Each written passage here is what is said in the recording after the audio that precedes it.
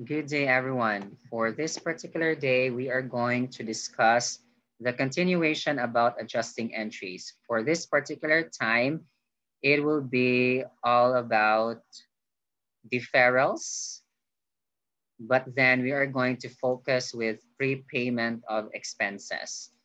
However, as a sort of introduction, let's discuss and have a review about what deferrals are. Well, from the word defer, that means that we are going to suspend the recognition of something. So let's focus first of allocating assets to expenses. So initially, it's possible and it's really going to happen in business and real world situations that we make expenditures or payments or disbursements that would benefit more than one accounting period. So example, let's say insurance. The insurance is good for 3 years. We paid for 3 years. However, remember that our basic or our usual accounting period is 1 year, meaning to say that one part of that or one third of that will become expense at the end of the year, right? So that's divided by 3 because we have 3 years. So in that case, meaning initially it is an asset and later on it's going to become part of expenses. So one of that would be the depreciation of PPE, which was already tackled or discussed in our part 4. Hopefully you check that out.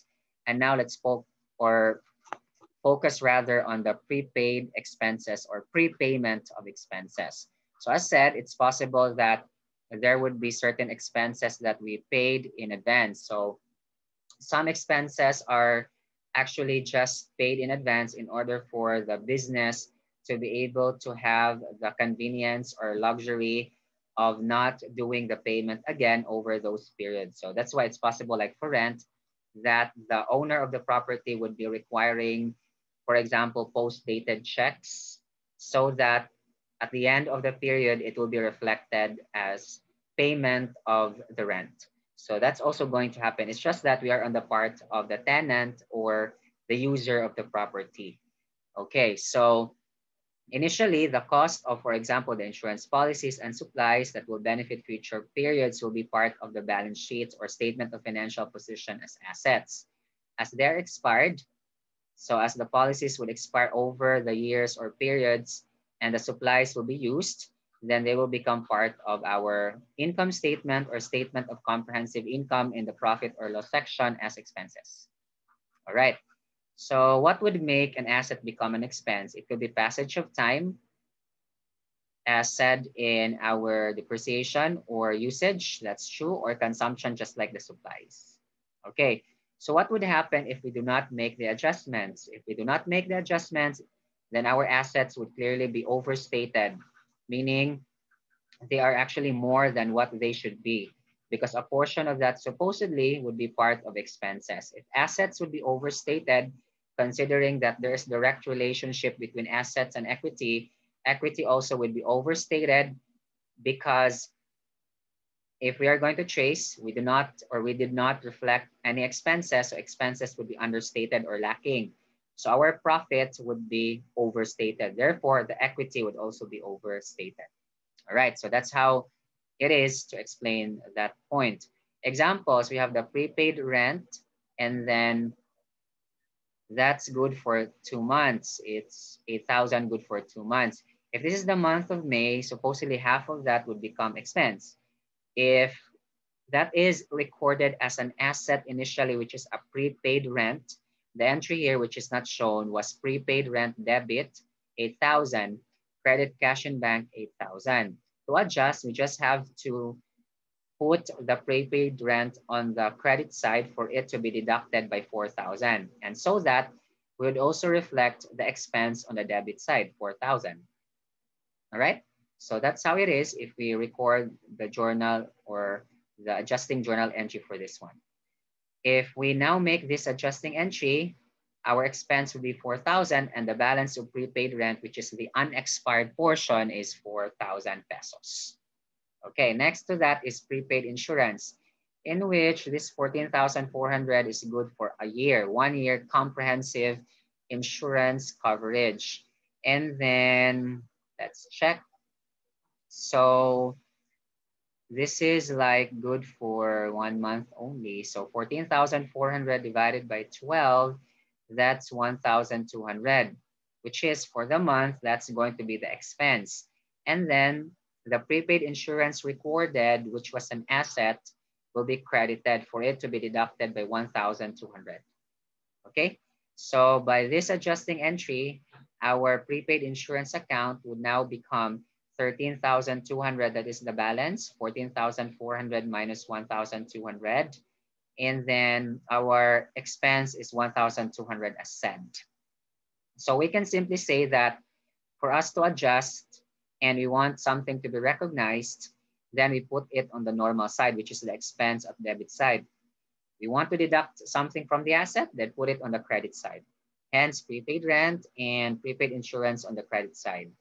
Okay, what about supplies? Supplies is a special form of prepayment because normally students or learners would fail to recognize this as part of prepayment of expenses or deferrals.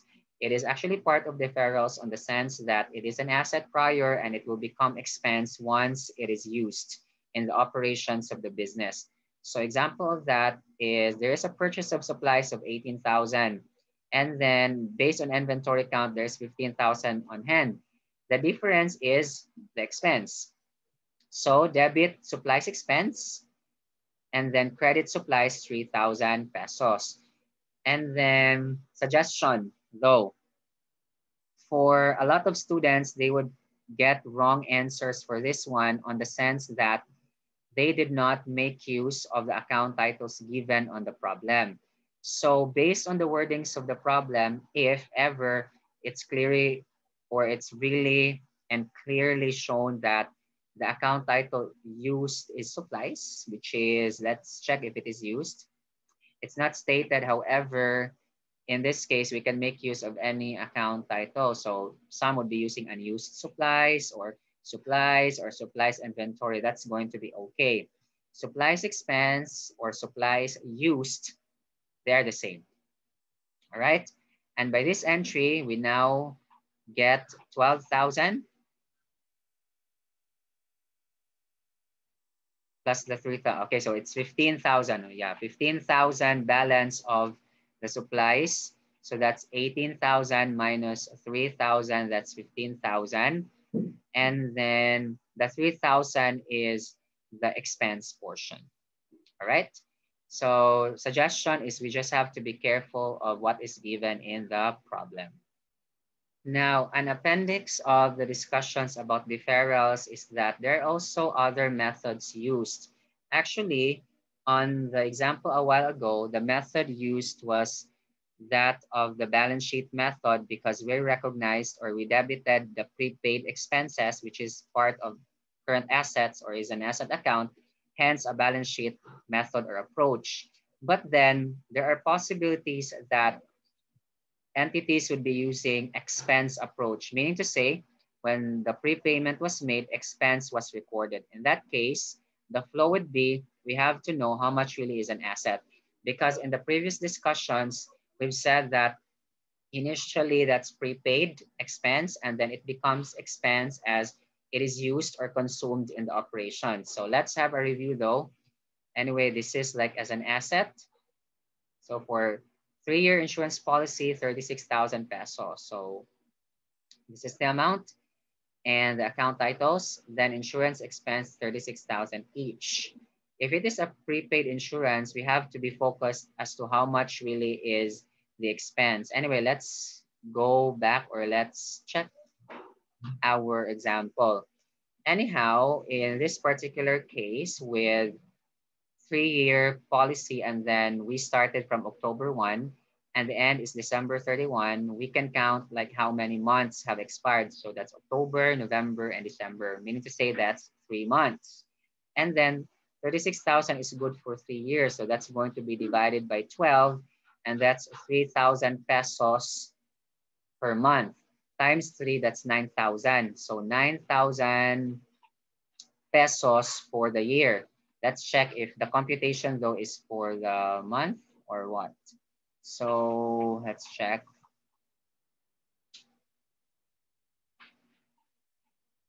Okay, so the illustration here is just for the month of the December. And then the point is that it is up to the month of December. So that's going to be 36,000 divided by 3. That's how much? 12,000 divided by 12. That's okay, 1,000 rather per month times 3. That's 3,000. Okay, so no wonder that in the first part, what was recognized was insurance expense of 3,000 and then prepaid insurance of 3,000. So what we did was that we recognized an expense worth or equivalent to 3,000 and we closed or we credited the prepaid insurance so that it will be deducted by 3,000 pesos. Okay, so that is if an asset, but if it is an expense, well, our focus would be how much is the asset.